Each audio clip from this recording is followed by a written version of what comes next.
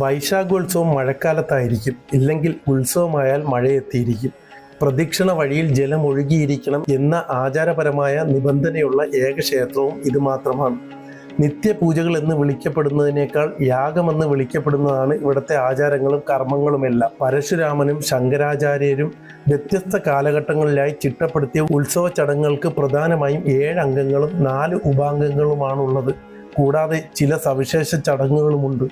പ്രക്കുഴം, നീരെഴുന്നള്ളത്ത്, നെയ്യാട്ടം, ഭണ്ഡാരം എഴുന്നള്ളത്ത്, ഇളനീരാട്ടം, കലം വരവ്, കലശാട്ടം എന്നിവയാണ് അംഗങ്ങൾ. തിരുവോണം, രേവതി, അഷ്ടമി, രോഹിണി എന്നീ നാളുകളിൽ വിശേഷ പൂജകളോടുകൂടിയ ആരാധനകളാണ് നടക്കുന്നത്. ഈ ആരാധനകളാണ് ഉപാംഗങ്ങൾ എന്നറിയപ്പെടുന്നത്. വിശാഖം നാളിലെ ഭണ്ഡാരം എഴുന്നള്ളത്തിന് മുമ്പും മകന്നാൾ ഉച്ച ശീവേലിക്ക് ശേഷവും സ്ത്രീകൾക്ക് അക്കരെ കൊട്ടിയൂർ ക്ഷേത്രത്തിൽ പ്രവേശനം ഉണ്ടായിരിക്കുന്നതല്ല. അക്കരെ കൊട്ടിയൂരാണ്